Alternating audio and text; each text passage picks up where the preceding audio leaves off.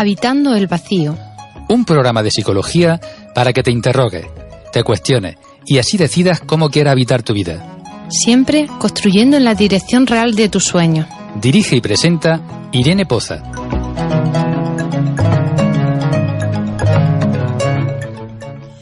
Buenos días, aquí desde Unirradio Jaén, la universidad, en el campus. Una mañana de bastante calor. Me acompaña Macarena Manes, Soledad Maldonado, y el tema que hoy vamos a compartir con vosotros lleva por título Luego, después, más tarde. Os podréis ir haciendo una idea a qué suena esto de ir dejando las cosas aparcadas, los proyectos, las ideas. Así que, bueno, pues conversaremos con estas dos colegas a ver qué nos trae de novedad.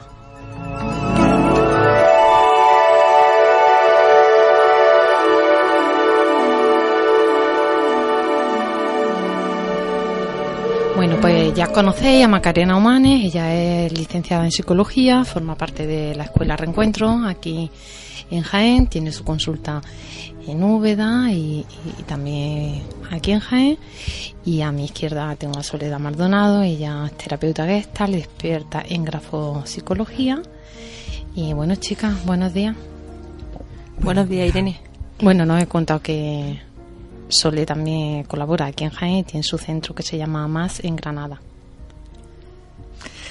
Buenos días. Bueno, Irene, gracias por invitarnos nuevamente.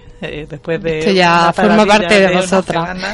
La verdad es que a mí me da mucha alegría cada vez que tengo la oportunidad de compartir este espacio de Habitando el Vacío. Hay muchas personas que van por la vida dejando grandes tareas y pequeñas tareas pendientes.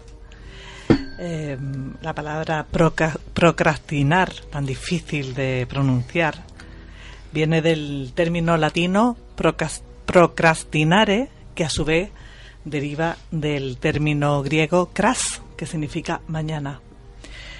Los griegos hablaban de la akrasía, que sería la procrastinación actual, y la entendían como una falta de autocontrol y una tendencia a actuar en contra de nuestro verdadero interés. Me parece que es muy interesante considerar que aunque las redes sociales y todos los medios de comunicación ahora cuando están hablando de la procrastinación, de la postergación, esto es algo que ha existido desde el inicio de los tiempos. Ya hay algunos procrastinadores profesionales documentados a lo largo de la historia. Velázquez. ¿Cómo suena lo de profesionales, Macarena? Sí. Velázquez por lo visto podía pasar horas enteras delante de un lienzo en blanco. Leonardo da Vinci, Benjamin Franklin, Eleanor Roosevelt, todos han dejado legado a través de sus textos de cómo iban dejando tareas para los días después. Es cierto que desde finales del siglo XVIII hasta la actualidad se ha cuatriplicado la tasa de procrastinadores, es decir, es como un hábito más frecuente. Y también es bueno considerar que todos somos procrastinadores, postergadores en mayor o menor medida. Claro, y bueno, es una demanda que la gente viene a terapia porque se quedan bloqueados con una energía fijada y son incapaces también, ¿no?, de acabar proyectos. Me viene, mientras te escuchaba, pensaba en la gente, ¿no?, que parece que se pone como una trampa para fracasar. Y ahí no cierra un curso, no cierra, como gente que tiene como mucha tendencia a iniciar cosas, se emocionan mucho y luego lo dejamos como aparcado. Y eso incluso con las relaciones pasa, ¿no? Porque lo de para luego más tarde es como que siempre va a haber tiempo y bueno, ¿no? Yo me escucho a mí misma decir lo de siempre va a haber tiempo, y cuántas veces la vida de golpe no nos deja, ¿no?, que acabemos. Así que un llamado también para que reviséis las cosas importantes y que tenéis comenzadas y que podéis necesitar las que son verdaderamente importantes de cerrar, acabar, finalizar, y que os planteéis qué os está suponiendo en vuestra vida ahora mismo esa horquilla, ¿no? Donde están ahí sin culminar. Sí, porque es verdad que todos dejamos y todas muchas veces cosas sin hacer, lo vamos dejando para otro momento, ¿no? Pero cuando de verdad es algo que es beneficioso para ti y puede llegar a ser un problema, es cuando de verdad ahí eso te está perjudicando. Y no hay un solo factor que haga que vayamos postergando las cosas, ¿no? Sino que hay muchísimos factores. Uno puede ser por evasión, porque tenemos una baja autoestima y entonces exageramos el miedo al fracaso. Tenemos como mucha preocupación por el juicio social, mucha inseguridad. Entonces, por evitar esa ansiedad, en un momento, en el momento que nos lo quitamos, como que también tiene como todo algo químico, ¿no? En el momento que dejamos algo que nos supone un esfuerzo, ya sea intelectual o emocional, pues agregamos un poco de dopamina que hace como que nos dé alivio y nuestro cerebro graba como que eso es bueno. Por lo que tendemos luego a repetirlo, es decir, tenemos como un bienestar inmediato que luego a la larga nos produce un montón de sufrimiento, porque luego, ahora veremos después, ¿no?, como tiene muchos aspectos que van a estar perjudicándonos en nuestra vida a largo plazo. Otra cosa, ¿no?, esta primera sería por evasión, pero también puede ser por activación. Es un exceso de confianza.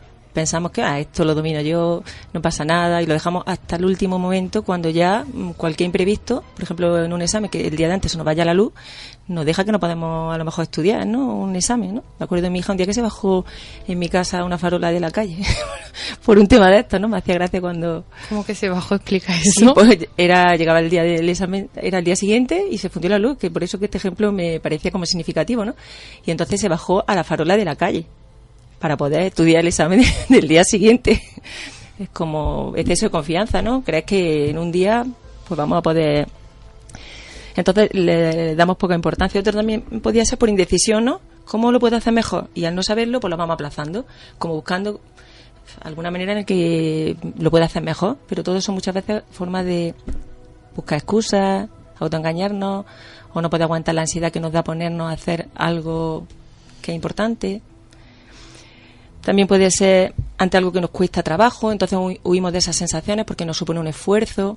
Puede ser tanto intelectual como emocional, entonces pues intentamos desviar esa sensación. O una baja tolerancia a la frustración, ¿no? Padres que hayan sido muy protectores pues no han dejado que tengamos demasiadas experiencias en las que tengamos que sentir ese malestar, y entonces va a hacer que tengamos poca experiencia y poca resiliencia, ¿no? El poder sostener esa adversidad, lo que nos está produciendo, ¿no?, ese tipo de malestar. También puede ser nuestra impulsividad, porque hay características de la personalidad que están relacionadas también con la procrastinación, que cuesta trabajo, ¿eh? A mí, yo os dejo la palabra para que la pronunciéis. Cuesta trabajo decir eso, ¿no? Entonces, como algunas cosas de nuestra personalidad, por ejemplo, más responsabilidad, pues indica menos procrastinación.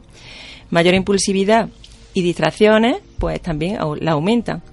Una mayor perfección también la aumenta, porque el querer hacerlo todo perfecto abruma tanto que lo vamos evitando, ¿no?, a hacer. Bueno, sería como un mecanismo de defensa lo de esa excesiva perfección que nos vuelve ineficaces. Exacto, en ese sentido, ¿no? O una persona que tiende a tener mayor ansiedad o depresión también van a procrastinar. Sí, yo creo que la postergación es un conflicto de urgencias.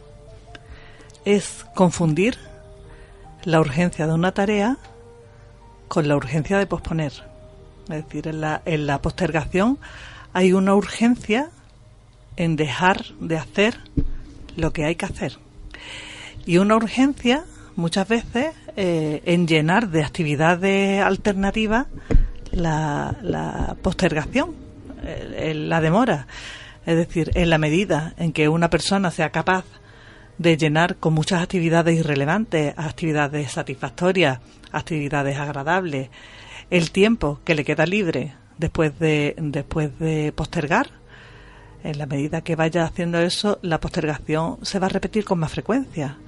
Por eso una de las estrategias que veremos más adelante en el programa recomendadas para dejar de postergar es cuando se deja a un lado una tarea, se demora el inicio o la finalización de una tarea, una estrategia es dejar de hacer cualquier cosa, no hacer nada.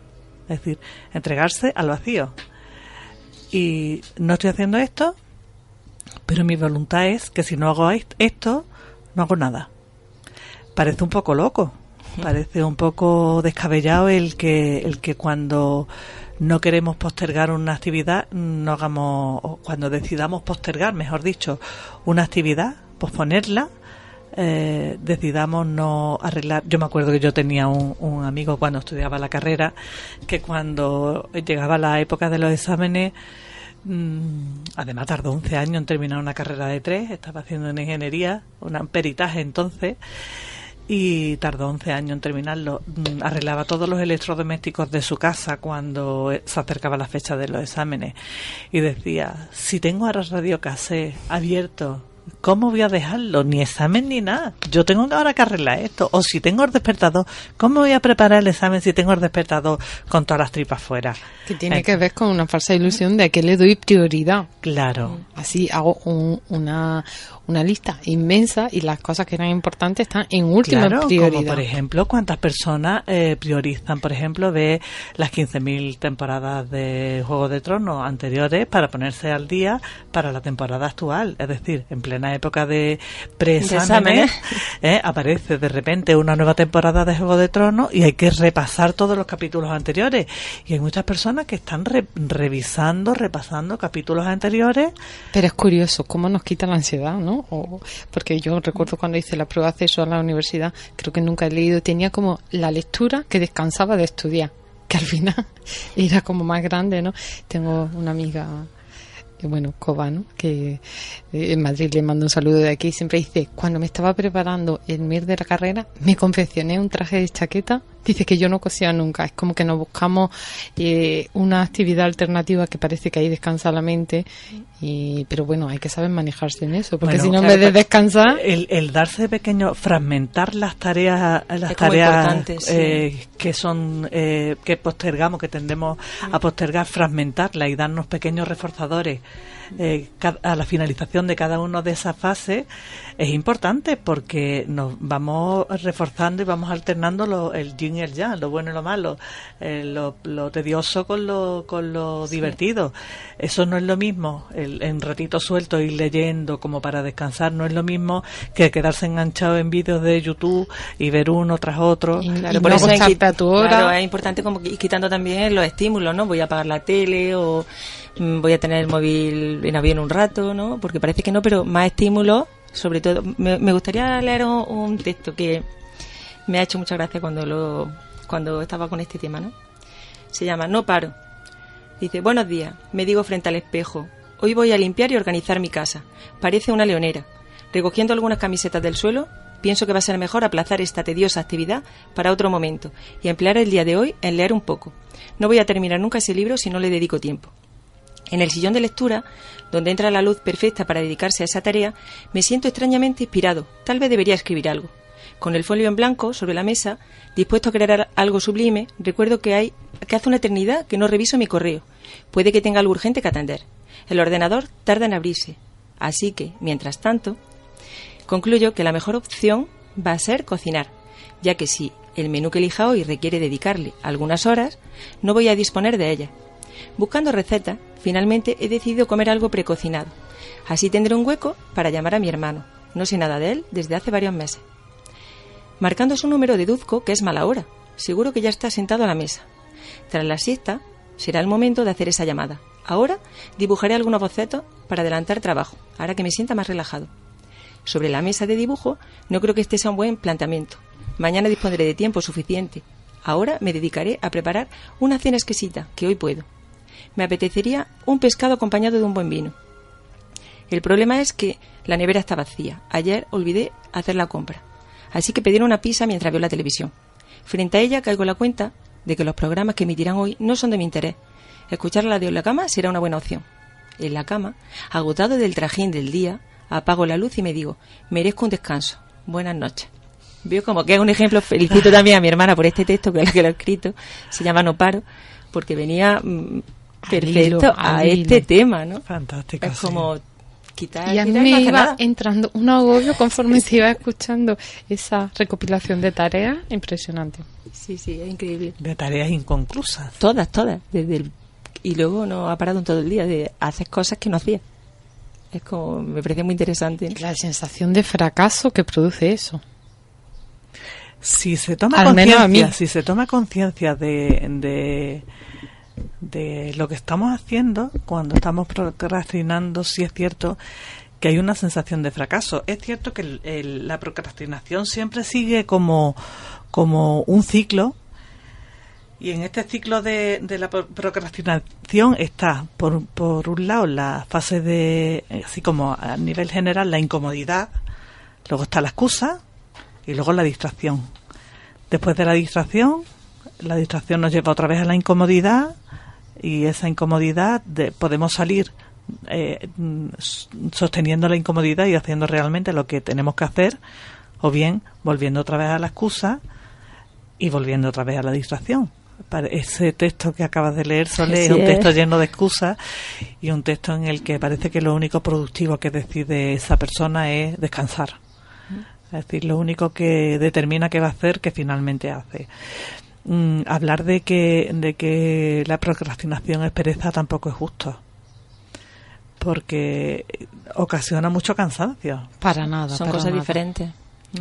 Ocasiona mucho cansancio, y además de estas cuestiones que tú has hablado antes, como el miedo al fracaso, la autoexigencia, hay otras cuestiones que también son importantes de tener en cuenta. Podemos postergar algunas acciones que no nos reportan unos beneficios inmediatos, y también podemos, aunque no nos reporten consecuencias negativas, y con esto quiero decir, si la vemos lejana. Claro. Es como más fácil que lo...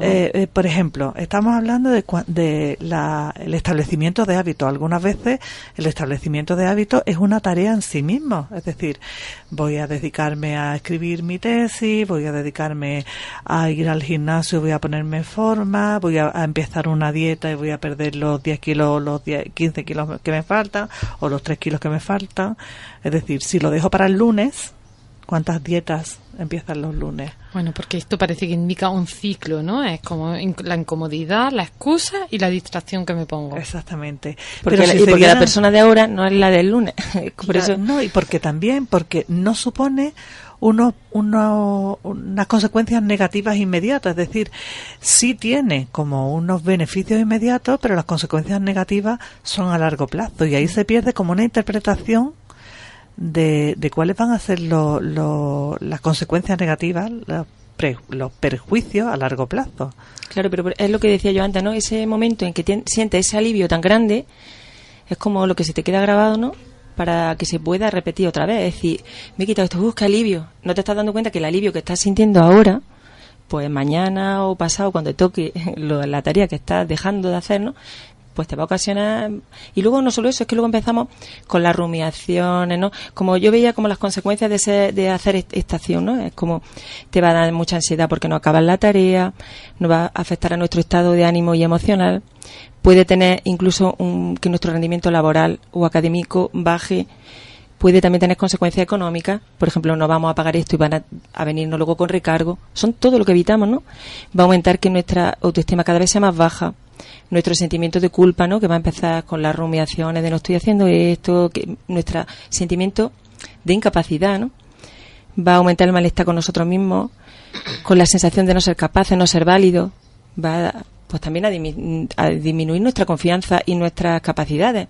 Esto que tú decías como de fragmentar es también una cosa como importante, ¿no?, porque vemos a veces algo que estamos evitando como si fuera un muro, y muchas veces el fragmentarlo y ponerlo como pequeños peldaños de una escalera van a hacer que poco a poco el hacer uno te va a dar confianza en ti mismo. Y bueno, y muchas veces simplemente el problema es empezar, que parece una tontería cuando dices, venga, ¿qué puedo hacer para no hacer esto? Pues lo primero es empezar.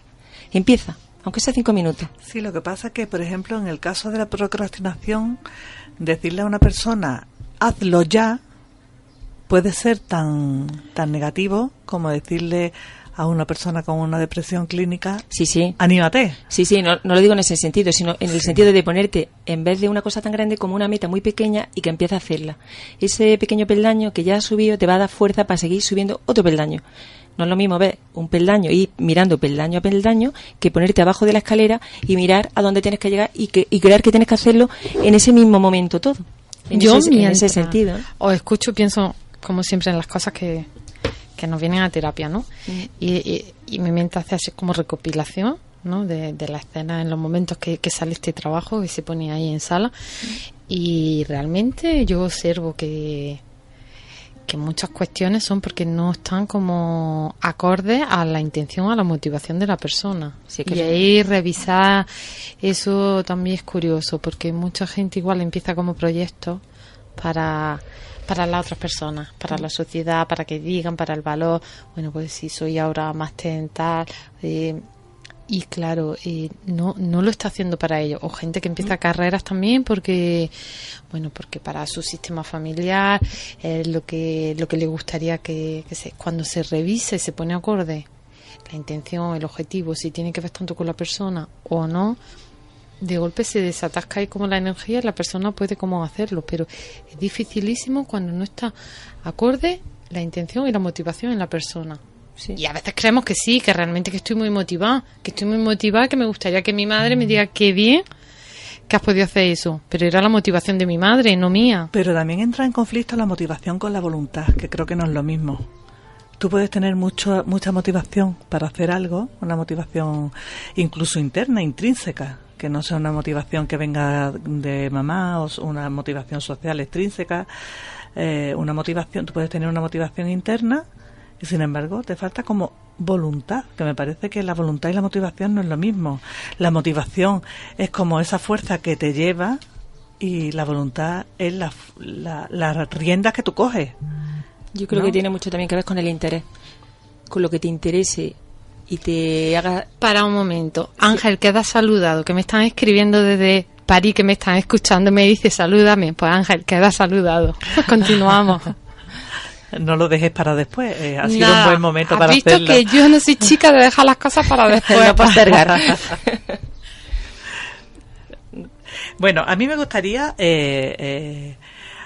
hacer una consideración que me parece muy interesante con respecto al tema de la voluntad, de la motivación, del interés. Desde la psicología experimental se viene haciendo desde la última década del siglo pasado, desde los 90 se vienen haciendo muchas investigaciones y hay una especialmente significativa que considero que forma parte del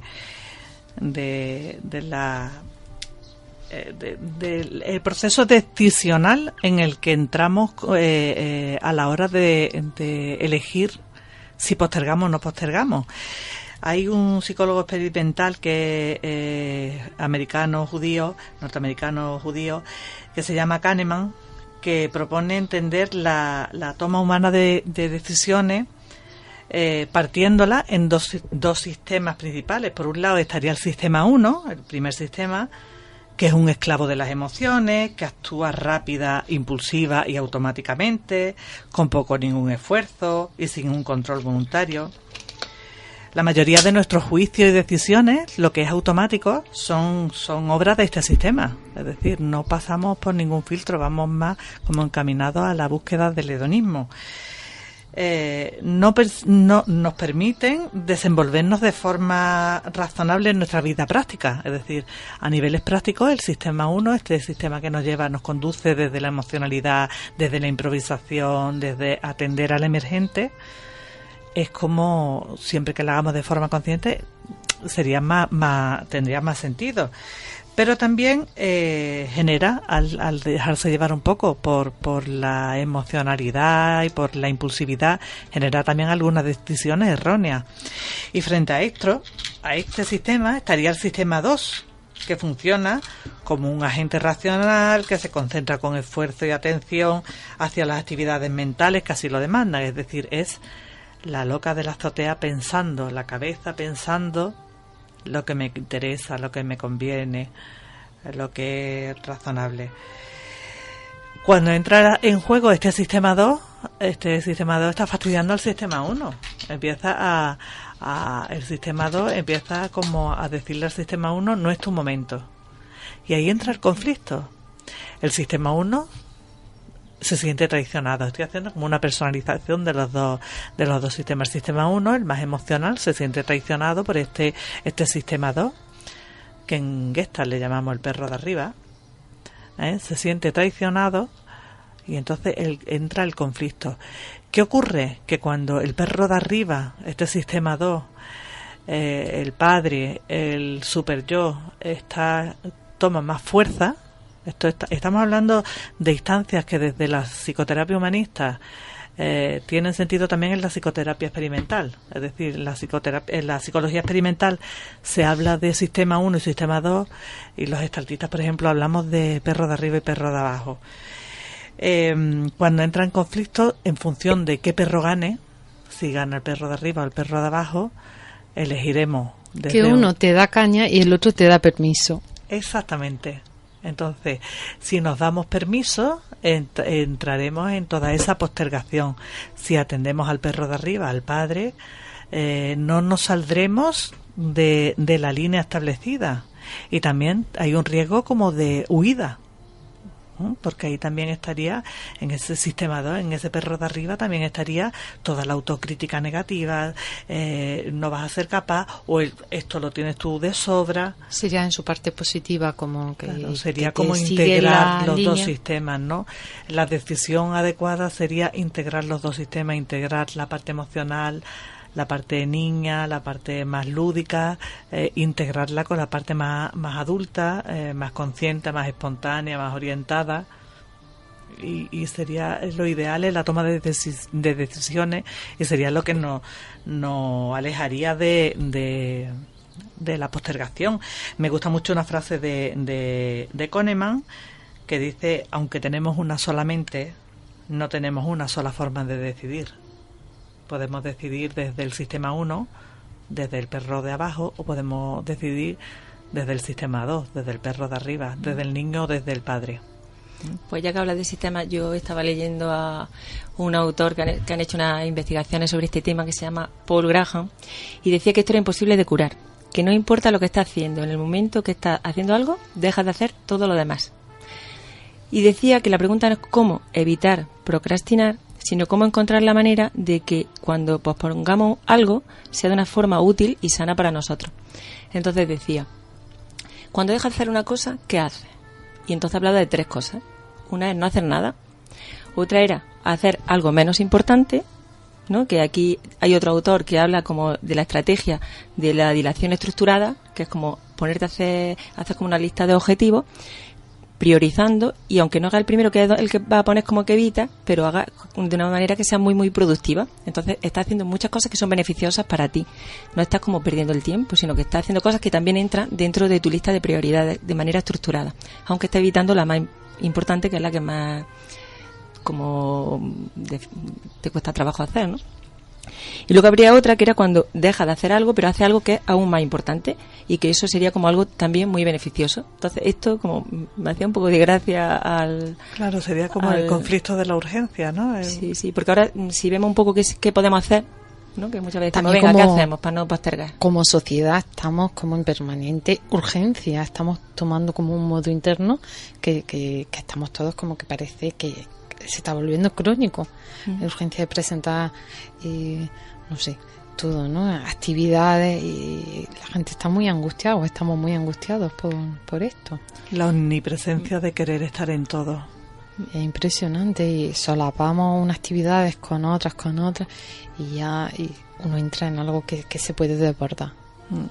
Yo no sé si os ha pasado a vosotras alguna vez, a mí sí me ha pasado alguna vez que me he sentido tan desbordada de tantas cosas que no he hecho nada. Bueno, lo de congélate. Sí, pero no es que me haya congelado, no ha sido congelación, no ha sido una decisión. En mi caso, no ha sido en algo. Esto me ha pasado a lo mejor en un par de ocasiones en mi vida. Pero he estado tan saturada, he tenido tantas cosas urgentes, que ha sido como que salga por donde salga, no puedo más. Claro, aquí quizás es lo importante de eso, ¿no? De priorizar qué es lo urgente que es lo importante, ¿no? Que es como lo necesario. Sí, también y a veces también es como necesario dar un paso atrás y hacer como una mirada de decir, voy a retirarme. Que lo necesario soy yo. Eso hice yo, y desde entonces llevo la agenda con lápiz. De vez en cuando borro. Bueno, tachada también, sí. tachada una imagen de nuestra actividad procrastinadora en los tachones de bolígrafo también. Claro. No, yo por eso me compro un lápiz cuando borro Porque algo, porque no es importante. Tú tienes no una dimensión más artística. Tú tienes una dimensión más artística solo. No era porque tiene que estar luego con el tipe y... No, ni tipe. Qué organizadas son estas chicas. Yo ni una cosa ni otra. Bueno, ¿qué tenemos que hacer como lo importante para no caer en esto? Esto es una cosa que primero sería ponerle conciencia, ¿no? Porque muchas veces no le ponemos conciencia, no nos damos cuenta que para nosotros o para nosotras es un verdadero problema. La persona que llega tarde siempre. Y siempre tienes la misma excusa. Los límites también son, si está bien enmarcados los límites, están bien definidos los límites, es más difícil postergar que si no hay límites. O sea, que si no hay límites, tanto internos como externos, pues parece como que todo vale, y cuando todo vale es más fácil la postergación. Entonces, no solamente poner conciencia, que por supuesto es básico en casi todo, en todo, sino también decidir, elegir cuáles son los límites y hasta dónde sí, hasta dónde no. Sí, cuando hablo de poner conciencia, no solamente que esto para ti sea un problema, sino poner conciencia a lo que estás sintiendo cuando estás evitando, porque muchas veces no es lo mismo que tú evites porque no creas que puedas enfrentarte o a lo que te está viniendo, ¿no? A que sea por cualquier otra cosa, ¿no? Es que hay muchísimas cosas. ¿Sabes cuál es el tema tuyo? ¿Qué hace que lo evites? El que no te sientas capaz, el que no te escuche, no quieras sostener la ansiedad. ¿Ves qué es lo que te hace? Es que hay como dos grandes tipos de procrastinadores, los activos y los pasivos. Sí, eso es importante. ¿No? Entonces, el pasivo es el que se enrea. El que pasa la vida viéndolo venir todo. Entonces el que de repente no se da cuenta y se le ha pasado 3 horas con el móvil y está viendo vídeos hasta que las está tantas. ya en todas las cosas que tiene que estar menos. Está claro, pero es como una que ni siquiera le pone conciencia. Es una persona que tiene totalmente perdida la gestión del tiempo. Y luego está las personas que trabajan mejor bajo presión. Hay personas como que, sí, claro, necesitan la adrenalina, ¿no? que son los procrastinadores activos, que necesitan como que le falten un mes para hacer una entrega de un trabajo o el tiempo que consideren, y deciden que no van a ser proactivos y no van a tener una eficacia, una productividad real hasta que no se acerque. Es decir, también es muy bueno que cada uno sepamos qué tipo de procrastinadores somos. Claro, por eso decía que no es lo importante ponerle conciencia a que estás haciéndolo, sino desde dónde y cuál es tu tipo, ¿no? Aquí es verdad que eso es como algo importante. Entender nuestro caso concreto. También creo que otra cosa muy importante es como el perdonarnos, ¿no? El dejar de rumiar y culparnos porque no hacemos las cosas, porque eso lo único que hace es como que entremos ahí. Ay, no lo hago, qué mal me siento, pero dejo de buscar soluciones. Es como cambiar la mirada, en vez de perdonarnos y decir, vale, no lo he hecho hasta ahora. ¿Qué hago ahora? Y ojo, cuando Sole dice perdonarnos, no quiere decir disculparnos. No, en ningún caso quiere decir que eso. Esto yo ya estoy imaginándome a los... No. Enfocarnos hacia soluciones, es decir, no entrar en la culpa y en esa rumiación o de machacarnos, sino todo lo contrario, en vez de hacer eso para adentro, que sería como un poco una retroflexión, ¿no? Pues hacerlo hacia afuera. Vámonos hacia el mundo, retroflexión. Cuando decimos retroflexión, los gestaltistas nos referimos a cuando, sentimos como la necesidad de que igual algo nos está sentando mal y en vez de arreglarlo desde afuera, lo arreglamos con algo que nos causa malestar desde adentro, agrediéndonos. Como a veces, por ejemplo, pues tengo ansiedad, tengo angustia por el estrés que tengo, y en vez de decirle igual a la persona que tengo que modificar la agenda, que no puedo con tanto estrés, pues como, y así no siento eso sería un ejemplo de retroflexión. Y bueno, ¿no? Lo de la disculpa que te decía yo, porque al final esta clase de personas que también dicen, bueno, no me voy a dar tanta caña, Claro, no, en ese sentido. se convierte en otra cosa más de las que hago para dejar Para no las hacer. tareas para luego. Exacto, es desde otro sitio. Sí, como leer acerca de la procrastinación. También es, Sí. es muy postergador, ¿no? Es como, no sé qué voy a hacer para no postergar tanto. Voy a leer voy a ver si veo algún artículo científico acerca de la postergación. Y entonces de repente te das cuenta que tienes todo te has tic. dedicado durante una hora a estar leyendo acerca de la postergación y que tienes que hacer otras cosas que son más prioritarias. A mí me parece que es muy importante también y esto yo creo que es un aprendizaje, en mi caso, inculcado por mis padres, ¿no? Yo me acuerdo que cuando yo iba al colegio, había colegio por las mañanas y por las tardes. Y mi madre nos esperaba en plan sargento a la salida del colegio los viernes por la tarde y nos decía, los deberes esta tarde. Claro. Y mañana jugar. Yo no quiero deberes por medio hasta el domingo por la tarde. Entonces por la tarde veníamos con un cansancio increíble y era pum, pum, pum, ponernos con los deberes. Y ya teníamos todo el fin de semana, a lo mejor el domingo por la tarde repasábamos un poquito los temas, de lo que, si teníamos algún control, algún examen. Entonces, a mí me parece que esta estrategia, que en mi caso me inculcó mi madre, es como muy positiva. Si te tienes que tragar un sapo, trágatelo pronto. Claro, Más es vale que un rojo que 100 amarillos, como dice la Claro. mía. ahí los mensajes que cada uno hemos recibido de nuestro sistema familiar, mi madre, siempre, lo que más rabia te dé, lo primero. Claro. ¿No ves que si no, no te dejas disfrutar del resto de las Es cosas? que esa es una característica de la postergación, que no se disfruta de las otras muchas Ay, actividades que estamos Esa haciendo. es una frase Es muy... verdad. ¿Te da rabia? Lo primero. Claro. Sí.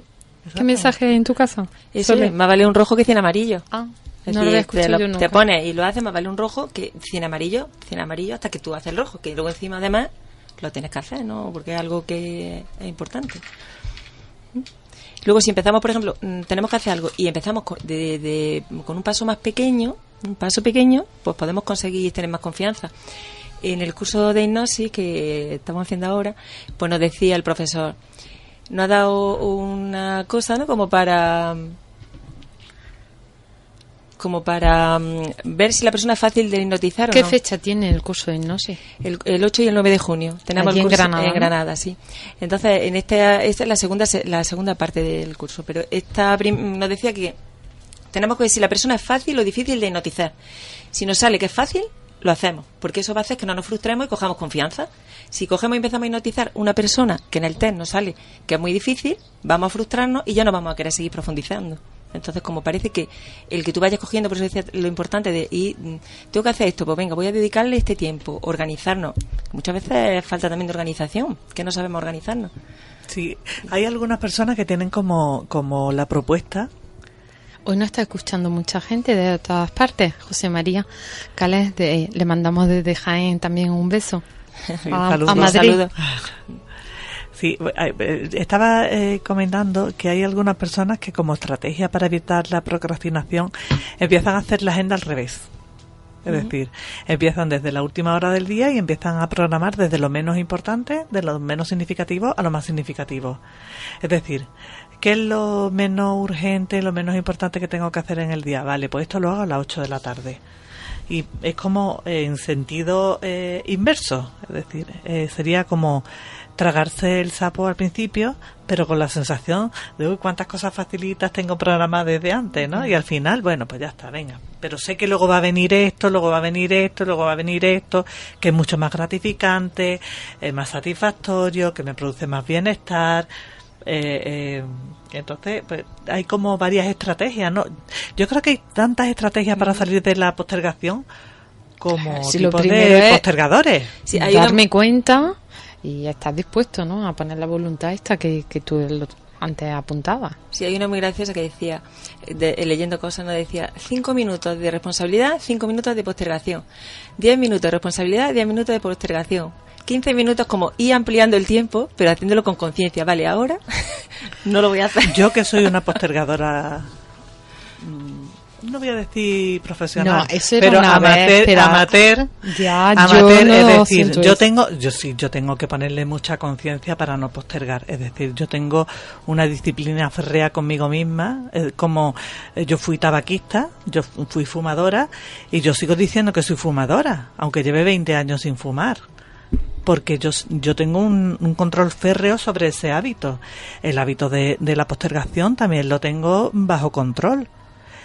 Pero yo, por ejemplo, si empezara a postergar 5 minutos y a otros 5 no, pues yo sería como si empezara, ahora me voy a fumar medio cigarro y ahora no, al final fumaría. Sí, pero que a mí me hace gracia esto, porque así también le pones conciencia a que estás postergando, porque muchas veces que no le pones conciencia, como el texto que yo he leído, todo el día haciendo cosas sin hacer nada. Pero si tú dices, mira, ahora esto, y ahora esto, ahora habláis es como de los 5 gracia. minutos y no he podido evitar acordarme, ¿no? de mi abuela materna, que ya falleció, y ella siempre era, eso te levantas 5 minutos antes, eso te levantas 5 minutos antes. Mi madre lo dice también. Y entonces yo ya había un momento que decía, abuela, ya llevo hora y media que tengo que poner el despertador antes, 5 minutos antes para dejarme hecho eso, otros 5 minutos. Y bueno, es que ella realmente, o sea, no la pillaba así en una renuncia que no le había dado tiempo a algo, nunca en la vida. La verdad que las personas mayores que tenían menos distractores, pero también es verdad que tenían como una implicación mayor en casi todo lo que hacía. Y más capacidad de darle a las manillas de reloj 5 minutos antes, yo creo. Bueno, también se acostaban muy pronto porque no había Netflix, ¿no? Sí. Entonces como que tenían como los ciclos más actualizados, es decir, no era tan tremendo el levantarse a las 6 de la mañana cuando te acostabas cuando se ponía el sol. Ahora, pues, ¿cuántas personas se acuestan a las 10 o a las 11 de la noche? Hay muchas personas que se acuestan a las 1, sí, a las 2. Muy acertado esto que marcas, porque yo, las personas que sé que tienen como este problema llevan un horario muy desorganizado. Sí, es que la falta de organización es como un tema importante aquí. Cuando hay que estar durmiendo, están haciendo cosas porque no llegan. Cuando hay que estar haciendo cosas, están durmiendo. Y esa desincronía a largo plazo, más allá de me pego una chuchón porque tengo que presentar una cosa puntual. Bueno. Y luego a mí que me gusta la escritura, dice que es bueno que si tú coges y haces una lista de tareas y la escribes, muchas veces es una cosa que te está motivando para no escribirla otra vez. Quitarte una tarea. Claro, que aunque sea una, si no, es como volver a escribir las mismas tareas. Cuando vas repitiendo vas tomando también conciencia de que vas postergando, ¿no? La cosa es como darte cuenta de que lo haces. Que hasta que no te das cuenta no puedes cambiar nada, pero si ya te dabas dando cuenta, que lo de los 5 minutos no es tanto la gracia que me hacía cuando lo leía, ¿no? Porque yo, cuando me pasa eso, quizás digo, a ver, ¿qué resistencia me está... ¿Qué hace que no me ponga, no? Y me paro a verlo, no más que 5 minutos. Era como una cosa que me ha hecho gracia, ¿no? Cuando lo he leído.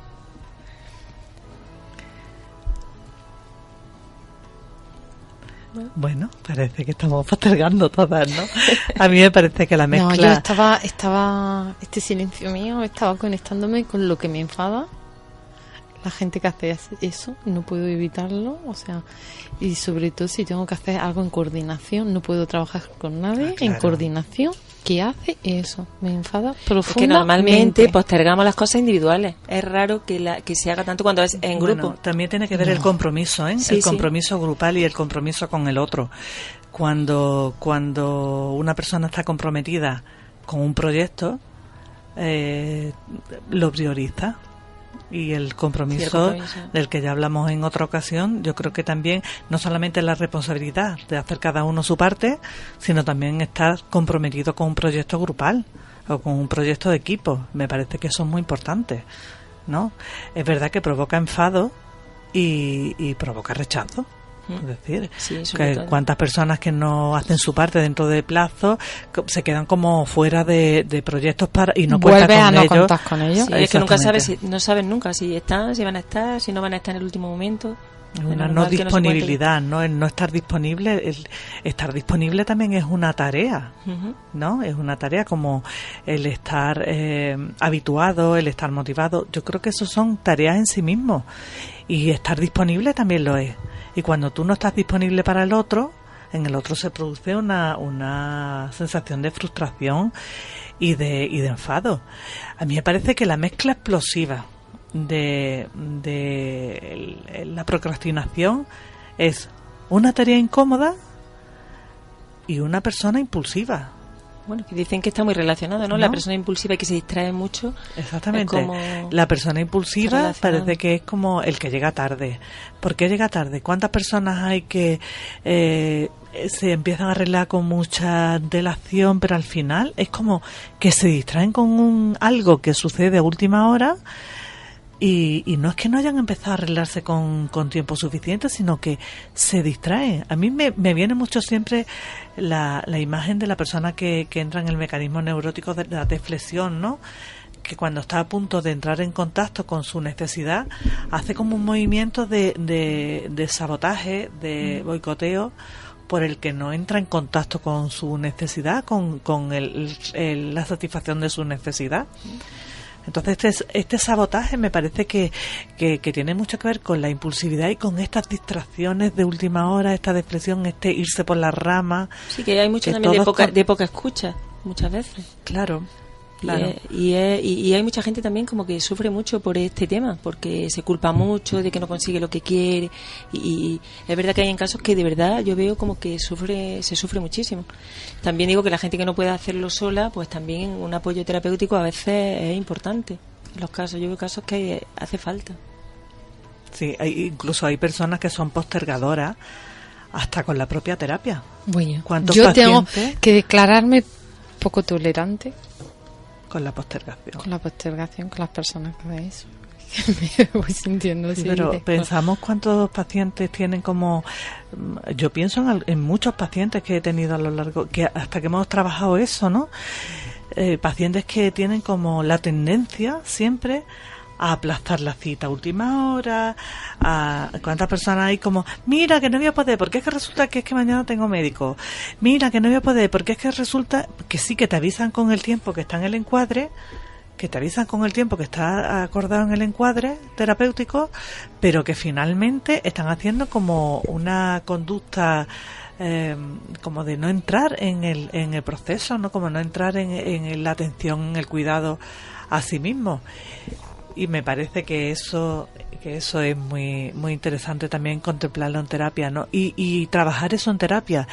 ¿En qué más ocasiones te pasa eso en tu vida? Porque cuando una persona hace eso tanto en terapia, de aplastar las citas, de llegar tarde, también en algunas ocasiones las personas que siempre se tienen que ir antes de terapia. Hay algunas personas que si se tiene acordado una hora de sesión, cuando llevan 50 minutos o 40 minutos te dicen ya me tengo que ir, porque es como una dificultad para mantener la atención, ¿no? Y no estar presente en lo que están, ¿no?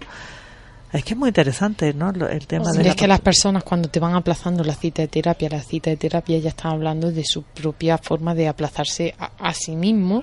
Claro. Que normalmente será el problema que han traído a terapia y que lo están poniéndole conducta con la propia forma de... Y también qué importancia se dan a sí mismos dentro de su sistema, ¿no? Qué importancia... hablaba hace unos días con un terapeuta y me decía, si un paciente falta repetidamente es que para él no es importante la terapia, y si para él no es importante la terapia no tiene una buena adherencia a la misma. Es decir, no es importante para él esto, no es importante su proceso. Claro, y la importancia de quedarte con las cosas, con lo que te nutre, ¿no? Y no con lo tóxico, con lo que de verdad te está nutriendo, que es no postergar, ¿no? En cosas que son importantes y son beneficiosas para ti, que es ahí donde para mí sería el tema de la postergación un problema, ¿no? Las cosas que son beneficiosas y buenas para ti y es las que postergas. Como esto, ¿no? Como la terapia, todo lo que te nutre. Y lo vas dejando por algo que es tóxico. Sí. Para ti, ¿no? Bueno, pues nos vamos quedando sin tiempo, chicas. Muy importante, antes de irnos, os quiero redirigir a, bueno, bien el Face de Macarena Humanes o el mío, que también que lo colgué ahí. Sole creo que también lo compartió, que a Sole la podéis encontrar por Sole Maldonado. Bueno, te doy la enhorabuena, aunque ya lo he hecho personalmente, por tu publicación, Macarena, en la revista, el monográfico que la Asociación Española saca con formato anual. Este año el tema era la muerte. Allí podéis leer un artículo que la han publicado, que lleva por título Mi fantasía de morir como hija. Y bueno, léenos un poquito, unas líneas. ¿Tienes las gafas ahí a mano, Macarena, para despedirnos? Sí. Porque bueno, es muy conmovedor y eso, os dirijo ahí para que podáis. Como un ritual, cada noche desconecto los datos de mi smartphone y lo coloco en mi mesita de noche, deseando con todas mis fuerzas que no suene tampoco esta madrugada. Todo empezó la víspera del 19 de marzo de 2015, cuando mientras escribía un post de felicitación en una red social para mi padre, al otro lado del teléfono escuché la voz de mi madre pidiendo ayuda, porque mi padre parecía haberle dado un infarto.